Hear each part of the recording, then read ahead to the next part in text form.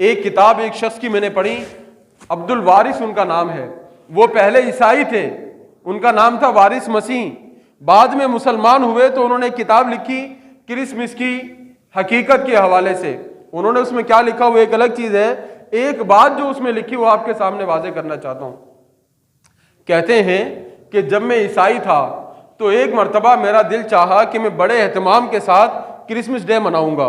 कहते हैं कि मैंने जनाब खूब खर्चा किया और क्रिसमस डे मैंने मनाया और अपने दोस्तों को दावत दी मैंने। अब जब मैंने अपने दोस्तों को दावत दी क्रिसमस डे के मौके पर, तो कहते हैं कि मेरे 80% दोस्त मुसलमान थे।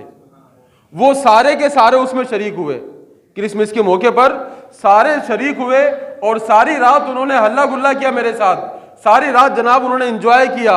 अब जब मैं मुसलमान हो गया, इस्लामी तालीमात पर अमल करने लगा, कुरान मजीद को पढ़ने समझने लगा, दरसे कुरान की महाफिल में करने लगा, तो वही दोस्त जो क्रिसमस के मौके पर सारी रात मेरे साथ होते थे, उन्हें जब मैं दरसे कुरान के लिए बुलाता तो वो बहाने बनाकर निकल जाया करते थे, दरसे कुरान की महफिल में शरीक नहीं होते थे। अजीब हमारा तर्ज अमल हो गया। मुसलमान कहलाने वाले इस्लामी महाफिल में शरीक ना हो और गैर मुस्लिमों के मजहबी त्यौहार में शरीक हो और कहें कि जनाब उनका दिल रखने के लिए हम ये काम करते हैं। कहीं ऐसा ना हो कि उनका दिल रखते रखते अपना ईमान ही बर्बाद कर बैठें, अपना ईमान ही खराब कर बैठें। इस बात की तरफ तवज्जो करने की जरूरत है।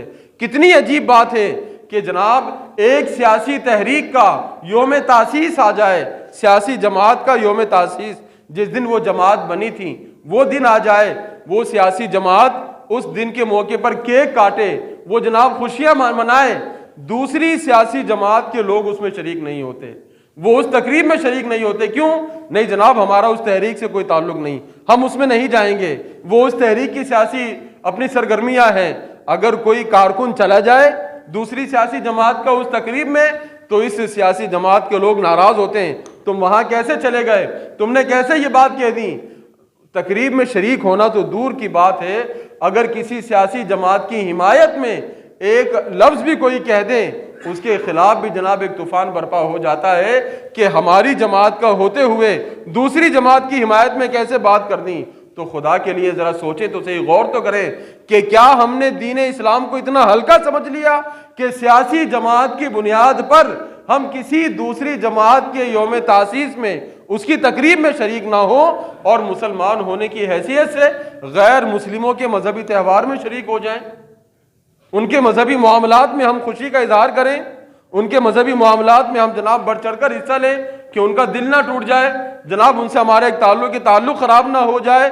सियासी जमातों की बुनियाद पर भाई भाई से अलहदा है, वो काबिल कबूल है। सियासी जमात की बुनियाद पर दो खानदान एक दूसरे से टूट जाते हैं, एक ही खानदान के अफराद एक दूसरे से अलग हो जाएं, वो कबूल है। लेकिन मजहब की बुनियाद पर हम गैर मुस्लिमों से ऐसा ताल्लुक निभाना चाहते हैं कि उनके मजहबी त्यौहारों में जाना मजबूरी है, नहीं जाएंगे तो वो नाराज हो जाएगा, वो बुरा महसूस करेगा, वो क्या सोचेगा।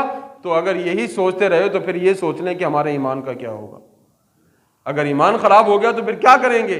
कुरान मजीद की आयत आपके सामने पढ़ी, वला तरकनू इलल लज़ीना ज़लमू फतमस्सकुमुन्नार, के जालिमों की तरफ अपना झुकाव ना करो, कहीं ऐसा ना हो कि जहन्नम का ईंधन बन जाओ। हदीस पाक आपके सामने पढ़ी, मन तशब्बह बिकौमिन फहुव मिनहुम, कि जो जिस कौम से मुशावत इख्तियार करेगा उसका हशर भी फिर उसी के साथ होगा। ये सारी चीजें अपने जहन में रखें, उसके बाद फिर गौर करें कि हम कहाँ जा रहे हैं, किस तरफ जा रहे हैं।